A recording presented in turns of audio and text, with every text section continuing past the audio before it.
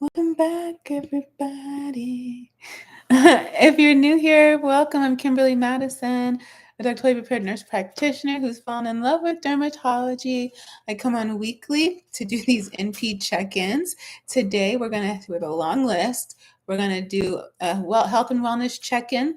I have some new one product is new, so we'll do a little product review. We'll talk about the DMV Dermatology NP PA group first meet and greet, which I am the founder of. We are a networking group for NPs and PAs practicing in medical, surgical, and cosmetic dermatology here in DC, Maryland, and Virginia. We'll talk about my results for the Nurse Converse podcast. The results are in, voting is over. Last week, I talked to you about an entrepreneurial idea. I'm going to try to do this thing where I offer a new idea every week. I brought it up. I didn't elaborate, so I'm going to elaborate on that today. We'll talk about my book, where we're at with that. I knew he was going to do this. I have a puppy. Every time I do anything recording-wise, he finds things that make noise. He literally has been asleep for the last hour, and it's his time to go walking, so that's his way of protesting. We will talk about the Dermatology Nurses Association, the Journal for Clinical and Aesthetic Dermatology, DMPs of color. I have a DMP project idea. If we might get to that today, I'm not sure. And we'll talk about La Roche-Posay's provider directory. Like I said, welcome. I'm Kimberly Madison, doctorally prepared nurse practitioner, and I use social media as a way to share my journey, offer it up as a blueprint, as a living case study. So yeah, that's what I do here. We come in once a week. I usually go live on the weekends. I talk a lot about social media because I do a lot of social media. And one thing that's really common is that you can really get into burnout, particularly when it comes to editing or trying to do all the things. And so one of my number one tips is to keep it simple. And one of the best ways to keep it simple is to do live. And so whether it's here on YouTube or on any of the social media platforms, I do as little editing as possible. That's going to reduce your risk for social media burnout, help you be more consistent and show up every day and not get tired of it. So let's jump right into it. So health and wellness. So this week I made a change in terms of how long I work out. So now I shorten my runs to be 20 minutes and then I come home for another 10 to 20 minutes and I lift weights. And that has allowed me to work out more days of the week, which is ideal. And so last week, I think I worked out every day but Sunday, which is excellent. Even on my longest day, when I see the most patients and on my feet the longest, I still came home and ran. Had I been doing my old routine, I would not have done that because I would think immediately, I don't have time, I'm tired, I have to get these notes in, and I just wouldn't have done it. That's what I've been doing. And so making that little adjustment has allowed me to be consistent and happier with my hitting these targets. And and I have the motivation and energy when I come home, because sometimes you can think, oh, I'm not going to feel up to it, but I've been motivated to do it. And so between running and working out outside, like I have like some steps, like a step thing. Oh, wait. My dog has long hair and I just found another knot. Which people don't talk about dog hair. But anyway, so I take that outside and I've been working out outside. And that's just been great to get outside. Still doing the gallon of water. I did a bunch of meal prep this week. Made watermelon juice. Last week I made a green juice. And so I was talking to one of my nurses today because she's kind of getting into juicing for the first time. Now, I don't have a juicer, but I'll just use my blender. And I just typically will blend things that blends easily. So watermelon, melon, cucumber. I'll freeze I usually buy a lot of greens, and so I'll freeze those, and then you can slice those straight out of the freezer, and it kind of turns into a powder, and that makes it much easier to blend. And then it does leave quite a bit of fiber, so a lot of people, that's the benefit of the juicer. It'll get rid of the fiber for you. And so typically I like the fiber, so I still consume it. But when I do want like a smooth juice without all the bits and pieces, I'll just strain it through a strainer. And I've been taking that fiber and just adding it to my regular fruit smoothies. And so this way I don't have to waste it and I still reap the benefits and I still get to enjoy this really smooth green juice. or whatever it is. So last week I had green apple, something green was in the freezer. It could have been kale or dandelion. I don't remember. Celery, cucumber, a little bit of, no, there might have been a little bit of pineapple in there. I love to add ginger. And I think that was it. I loved that juice. This week we just have straight watermelon with lime and mint. Not only does it taste good and it's very hydrating, it looks beautiful. So if you ever want to impress other people, try that. It's really good. So yeah, I did that. And then I like to make overnight oats. And so this is like peach season. Got a bunch of peaches from Trader Joe's. And I usually do like a berry overnight oats, but since I had so many peaches, I'm doing what I call peaches and cream. So just cut up a bunch of peaches, banana. You can find your recipes online, but I used to, when I worked at the hospital, I used to make little individual ones for every shift.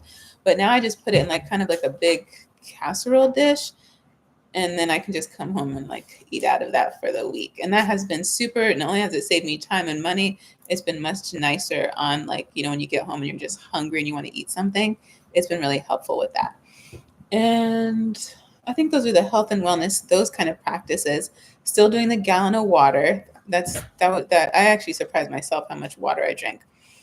So we talked about being outside, and I don't think I've been on this channel talking about my favorite sunscreen, but I wear Coats, which means contains only titanium zinc oxide. This is a 20% zinc oxide. It's tinted mineral, 50%, 50 SPF. Yeah. And this is their richly tinted version. They used to have tinted they used to have lightly tinted, and I think that was it. But they got rid of the tinted, so now it's just lightly and rich. And I used to easily find it in Ulta, but I haven't had that success. And the last couple times I bought it on Amazon, they sent me the wrong one. So I just order it straight from them. But those are the places you can get it. Look at that. Look how beautiful that blends in. Look, you can even see. Now, it has a nice little sheen. Right now I have on Super Goop. It's just a little travel one I have that I did a reel for on social media on Instagram. And it has more of a matte finish. And so I mostly this is really just to walk the dog and because of the light coming in here. But when I go out during the day, I love this one. It's actually time to get some more. And they have a sunscreen stick, which I love. It's about this size. So it's great for travel. This is 2.5. So I also travel with this size. But the sunscreen stick is great for reapplication, especially if I'm going to be out like hiking or anytime I'm out. I never like to really touch my face. So that's why I love that one. But it's beautiful. You can see the difference. And this one takes a lot more blending in, but once it blends in, I think it does a great job. So yeah, these are my favorites. This is about $27 or something. And they describe it as vanishing zinc oxide. And I love that it's a little tinted because it gives you just a little coverage. I don't wear foundation or anything. So this is just like perfect.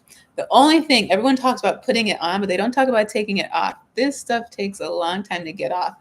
And so I usually will use like a sunflower oil to help. And then like my regular gentle face wash, which I use La Roche-Posay. And that I use that for lipstick and everything else. And then this is my new vitamin C that I talked about last week. This is by Matter of Fact. I should have come on with more information about the company and the founder and the team, but we'll do that another time. But this is my biggest like container. Hey, what is that? What are you doing? Okay, that's what I'm saying. Okay. So this is 30 cc's. This is vitamin C. It's 20% L-ascorbic acid with ferulic and maritime pine. So if you're familiar, SkinCeuticals, which is one of my all-time favorite vitamin C's, they have what do you call it? Vitamin C called C-ferulic acid. It's really like, I don't know if it's the top of the line vitamin C, but it's a very popular one. And I don't know I'll have to come back next time with better research. But hi, Dad. Thanks for watching. to tell you more about the benefits of ferulic and do a better comparison on this brand and SkinCeuticals. But this is a new one. I've been using it for, I guess, 2 weeks, week and a half, something like that. When I told you last time, I had just gotten it, so it's been a whole week. So it has a little bit of a tingle. Tingle's okay, but burning is never good. You should not use products after if it's burning. This is that's what I wanted to do, because I think SkinCeuticals ferulic acid is 10%. This is 0.5. So next time I'll come and do a better job. Okay, so let's see. So yeah, let's do the entrepreneurial idea. Oh, let's do the DMV Derm real quick. So last week we had our first meet and greet for the DMV Dermatology NP PA group, which I described as a networking group here. And so we were planning to have our first meet and greet. And right before, I guess the day before, man, how'd you get all these knots? Oh man, it's gonna take so long to brush that out. Anyway, we didn't have that many RSVPs, which was cool. It was going to be just like a small table of us. But that morning of the event, I woke up and there were like 14 people who had RSVP'd, and the goal was just like 20. So that's those 14 plus the 3 of us who were planning, and then just being mindful that someone might bring an extra person. And so I hadn't really planned on. I woke up early just to charts because I didn't want to have a late end of my rounding, so I could get to the restaurant on time without rushing and traffic. And so it just so happened that I checked the RSVPs at 5 a.m. and was like, whoa. So then I had to email a bunch of restaurants to see who had availability that day for a room of 20. And I spent the whole day back and forth emailing and calling. Anyway, it worked out. It had a great turnout. I've already posted the picture on social media, and it was just really great. It was a great opportunity to learn about new medication, Zoryve, which is the event was sponsored by Arcutis, and they're coming out with a new indication for Zoryve. And I'll put that in the description box, actually. Let me leave a note for myself. So it's a topical non-steroidal medication that's currently FDA approved for psoriasis and seborrheic dermatitis. So for subderm, you're going to use the foam, and for psoriasis, use the cream.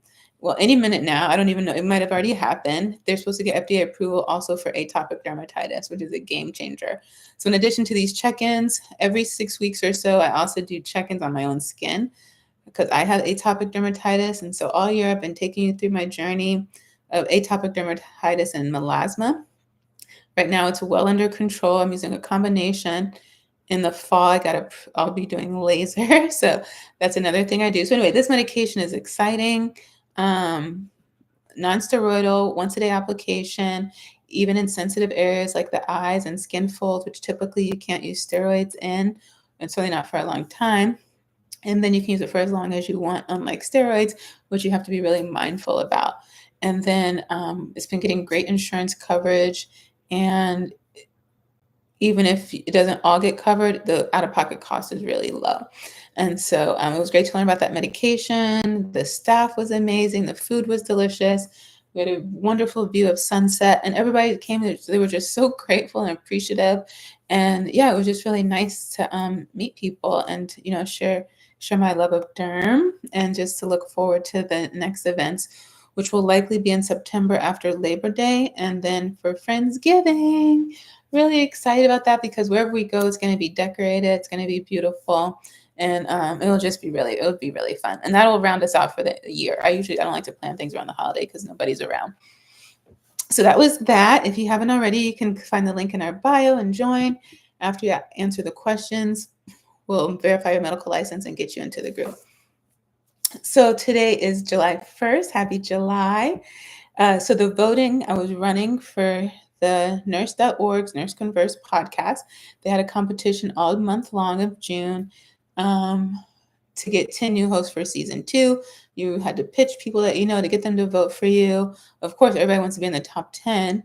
But once I started seeing the results, which they would share weekly, I was like, well, at least I want to get in the top 50. So I'm happy to say that while I didn't get in the top 10, and congratulations to the winners, I did make the top 50.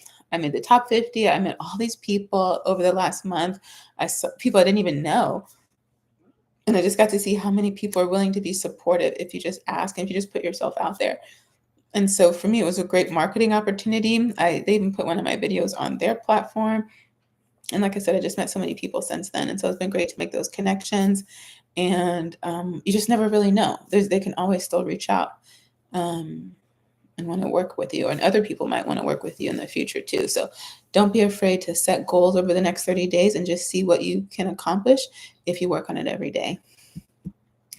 So entrepreneurial idea. So last week I told you about this idea, which was like, say, IVs, right? So you have to think bigger than just, oh, thank you, Slasher Chick. Yeah. I was running for to be a podcast host for this nurse podcast called Nurse Converse. Over 100 people applied. Only the top 10 would get selected. And yeah, I didn't make the top 10, but I made the top 50, which I think is pretty good. The entrepreneur idea. So let's say what I had mentioned last week is that you have to look at every single skill that you're doing as an opportunity as a business. And so one thing you could do over the next week is write down literally every task that you perform and see how that can be monetized and find the value in it. Because one thing that happens is we take for granted the value that we have. And there's like a ton of people out there who don't have it and would love to be able to consult with you or work with you in some capacity or use your services or goods because of that knowledge that you have. So let's say that you're welcome. Let's say that you want to do an IV gig or even CPR. So I'll give you 2 for 1 since I didn't do a good job last week explaining it. So at first you're thinking, okay, I can teach a client one-on-one how to do an IV, how to be really good at IVs. But whether it's one-on-one client or a one-on-one patient, you're only one person. And if you're only taking care of one person or one patient at a time, you're not working within the full scope of your ability, particularly if you're a clinician. You're not working within the full scope of your practice. Even if you see 50 patients a day, even if you have 2 or 3 MAs, you're still limited by the fact that you physically have to be able to engage with each person. And the real key is to figure out how to multiply what you know. And so when it comes to the IV business, certainly you can do one-on-one workshops, right? And in the beginning, that might be the best way to build your audience and to kind of get in the market and see what people really need and let them tell you what they're looking for and then add on services and also what it is that you actually share in terms of your knowledge, because you might be focused on one thing and realize that they actually need something else. So that's the one-on-one model. Then you can do workshops. You can create videos and modules and sell those. Certainly you can sell them to the individual students, but you can also sell them to schools. You can sell them to nursing schools, CNA schools, phlebotomy, phlebotomists, and all those can be attached with workbooks and ebooks and those little cards that people put on their badge. But the goal is to get contracts or licensing so that they are continuing to pay you for the use of whatever it is you've given out. So maybe they pay for 12 months of licensing and they come back each year and pay for it again. And so at first, the goal is like, yeah, I'm an expert in how to put in an IV, but think about what is all involved in the IV. There's the actual model that the people are going to learn on. So you can get into the marketplace and sell models. And you have to think about what makes putting an IV in so challenging. There's different skin tones, there's different textures. So you can get into all of that. There's swelling, there's tiny veins, there's dim lighting. So then you can have lights attached to what you're doing. The different types of IVs, the different types of tourniquets, the different types of lighting devices that allow us to see the IV. So you can get so niche into it and really become an expert in terms of placing them, how long they should stay in. That's a common question that's getting asked in the evidence. How long should an IV stay in? How do you assess that? How do you automate that assessment and put it into the EHR? That's information you can sell and share. And then if you start writing about it in articles and publishing on the shelf, then you become a key opinion leader and subject matter expert. And then you get invited to do talks and teach and teach other people, and it just gets multiplied. And you can do that same model when it comes to CPR training. So I just met a nurse, Andrews. He'll be on the Melanin Initiative later because he started a foundation in Ghana teaching them to us, we probably take it for granted, but like how to do CPR, how to create, how to identify patient safety and create that in the healthcare system, which they currently don't have, is like patient safety, and then stop the bleed. All three of those are a business in their own right. But being able to put all those information, especially if you come with different lessons, and package that. Maybe that's 10 different modules, 20 different modules, and you sell those to companies, right? Because every single day they have a new hire that needs to go through those modules, or they have people who need to do that continuing education. And so your client is constantly coming. It's not necessarily a one and done. So that's my idea for this week. And so my book, I didn't work on my book this week because instead I finished my first peer review article for the Journal of Clinical and Aesthetic Dermatology. Like I said, I'm a peer reviewer over there. It was a chance for me to kind of get a feel for the journal and what they're looking for. And so I had all month to review it, and I submitted it over the weekend.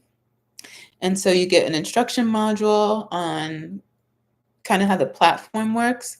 And then there is an electronic kind of questionnaire you answer on how you kind of rate the article, the clarity, the content.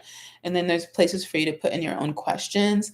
And then you select whether you accept it, reject it, or there need to be revisions. And so this was a topic. So it was a topic in dermatology. The author was a student at the time, but she just graduated. And yeah, it was really exciting. What I really loved about not only just reading the article, but was just learning the information. So now I have access to this information, which was really, really, really well done. And so I love that. I look forward to the next one. And I was so motivated by that. So instead of working on my book, which is how to get into dermatology for nurse practitioners, instead I worked on my article that I started last year. And so because the references that I had looked up last year are now kind of a year old, I started fresh, and I went through all of PubMed, all the articles that came up based on my keyword searches.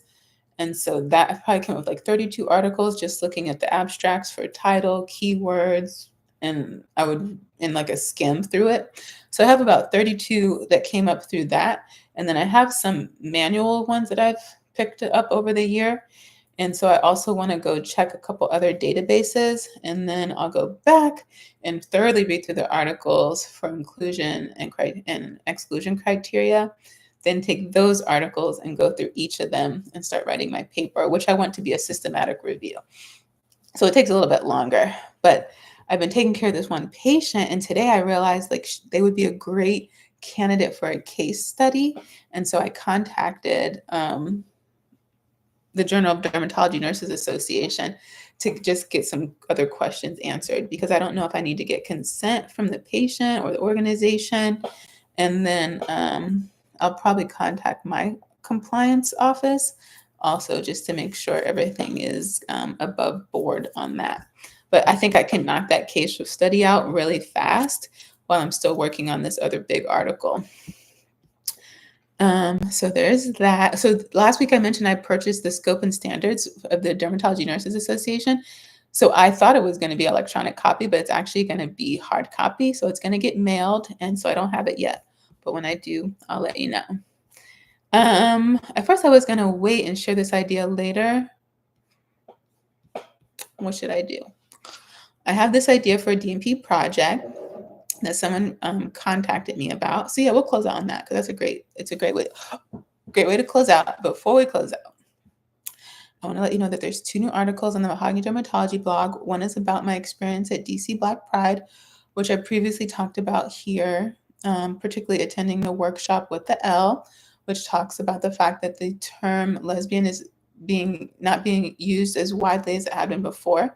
My experience being in spaces and at tables that don't necessarily represent how I identify and what that experience is like, particularly because we're always telling people to come in the room, sit at the table, listen to these lived experiences. And while it is doable, it's much easier said than done. Like there is actually a lot that goes on being in a room that you don't necessarily identify with.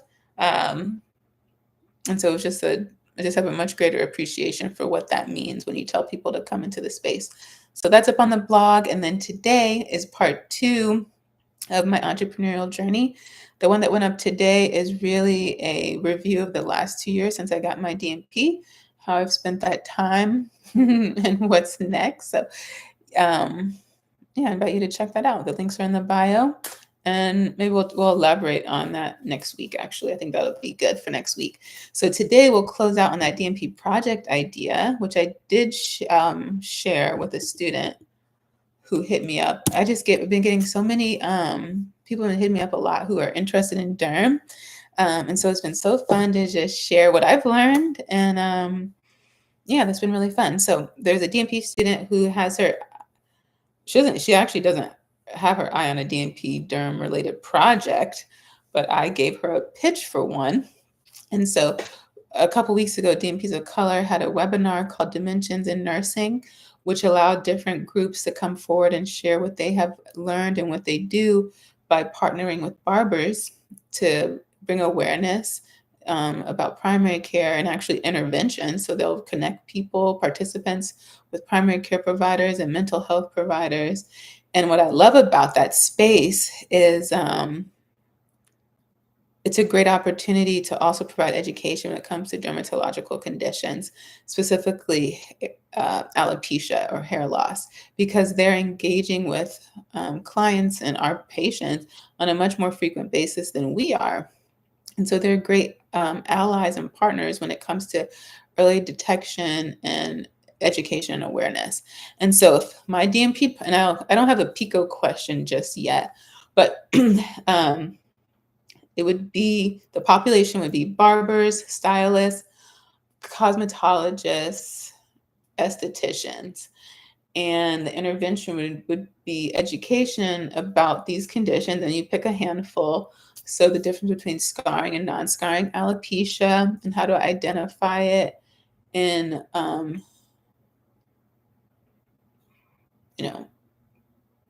to identify it based on like patterns, and then how to provide the education and what to do, how to follow up, tell them who to see, why it's important, what are their risk factors.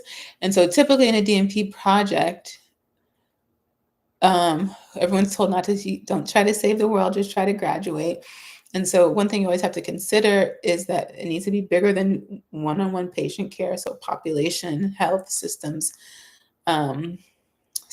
change. And so typically, if you're thinking about getting data that involves a patient, you have to go through the IRB process, which, just because of the nature of getting approval for your project and having to have so many people sign off, typically there's not always enough time to get the IRB approval. Oftentimes because students don't know what they want to do right away, or they might have an idea, but things are changing so much, either the site or the people, their advisors, the stakeholders. And so it's like, yeah, I might come in with this idea about sunscreen, but 3 months later, once all these shifts take place and everything gets signed and approved and meetings take place, I can no longer do this. I have to pick something that can just be done. And that usually is whatever is in alignment with that organization's priorities at the time. So what happens a lot of times is students either don't have an idea, or just because of the logistics of project management, there's not always enough time for IRB, or people are just nervous and they're just like, let's just avoid IRB altogether. So that's just one less barrier. And so typically there's not a lot of patient involvement, although you might use patient data. Now, if you're looking at this and you haven't started your project, this could put you in a great position to be ready to hit the gate right away. Like you would have to hit the gate right away so you get time to get your IRB. So you could survey patients, or you could just focus on the clinicians, which can sometimes be easier. And so that may or may not involve, it would typically involve some kind of survey, and you would rate them pre and post test on like the knowledge obtained. satisfaction, confidence, things that you can rate in terms of like what did they know before the education, which is your intervention, and what did they know after. And you could just have so much fun with this one because you're talking about things that people can see and do. And oh, that would be such a fun project. And so it's bringing the population is barbers, stylists, cosmetologists, estheticians, bringing awareness about scarring and non-scarring alopecia, and then education, awareness, and then how to follow up. Um, yeah, and then you can do some other things, and you can test them later to see. Maybe you do this for 4 weeks, and then come back, and then you can do another. You can just stop at 4 weeks. You can do it for 12 weeks. You do it for 8 weeks of surveying people. But it'll be really interesting to come back on that post survey after they've had a chance to engage clients, because maybe your post survey could be like, how easy was it? How confident was it? What questions did you come up with? You can make this a qualitative or quantitative data collection. What response did people get? I mean, I would think more about that, but that would be like a project I would love to look into more. And in addition to just wanting to do it, you would need to look into the data, the evidence, and see if there's enough data to support what you're trying to do.